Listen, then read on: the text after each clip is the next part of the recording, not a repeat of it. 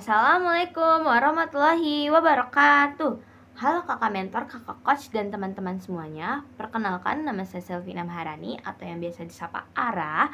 Saya merupakan mahasiswa dari batch 9 kelas Public Speaking. Nah, di sini saya akan lebih tepatnya membuat ringkasan cerita mengenai film Inception. Nah, di film Inception ini ada tokoh bernama Dom Cobb. Nah, Dom Cobb ini merupakan seorang ekstraktor ulung. Jadi dia ini bisa mencuri ide dari orang lain dengan teknologi yang bernama mimpi bersama. Nah, karena si Dom Cobb ini memiliki kemampuan seperti ini, akhirnya dia menjadi buronan orang-orang yang sehingga mengakibatkan dia terpisah dari anak-anaknya.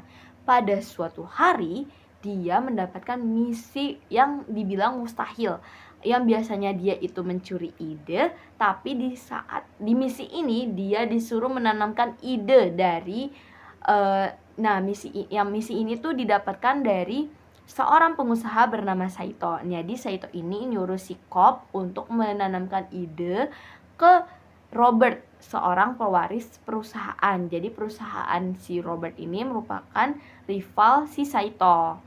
Nah, jadi si Saito ini menjanjikan kalau nama Cobb ini bisa dibersihkan asalkan Cobb mau menjalankan misi ini. Jadi kalau misalnya namanya ini dibersihin nih, si Cobb bisa balik ke asalnya dan bisa bersatu dengan anak-anaknya lagi. Diterimalah sama si Cobb.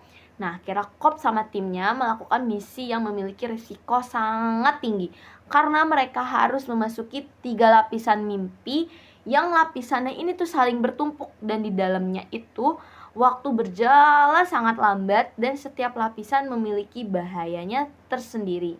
Nah, bahaya terbesar datang dari proyeksi istrinya Cobb, yaitu Mal. Nah, si proyeksi ini tuh muncul karena si Cobb ini memiliki rasa bersalah terhadap istrinya, yang karena proyeksi mimpi ini, akhirnya Cobb dan timnya terancam bisa terjebak di alam bawah sadar yang tak terbatas atau disebut sebagai limbo.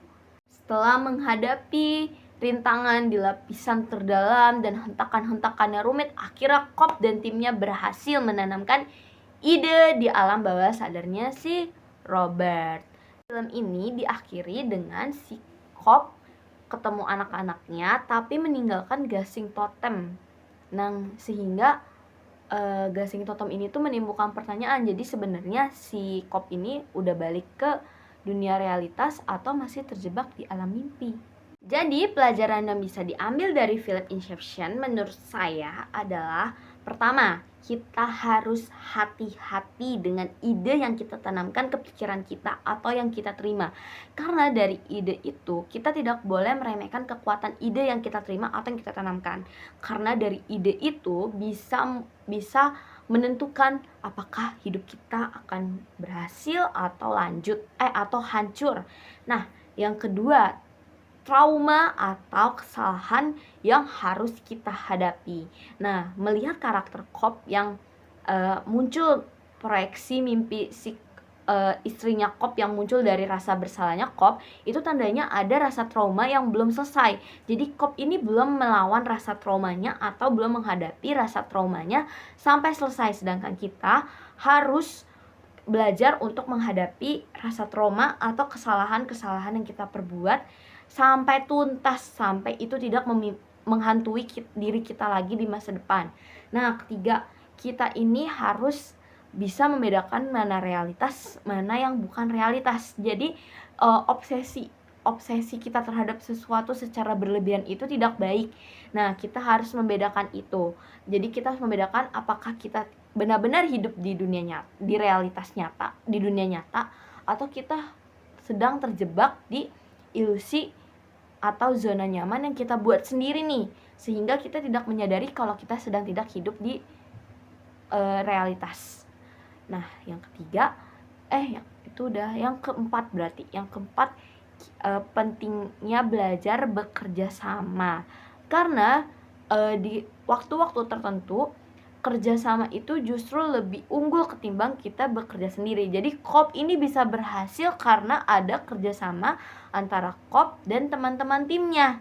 Kalau misalnya tidak ada, belum tentu Coop bisa berhasil menanamkan ide ke pikirannya, ke alam bawah sadarnya Robert.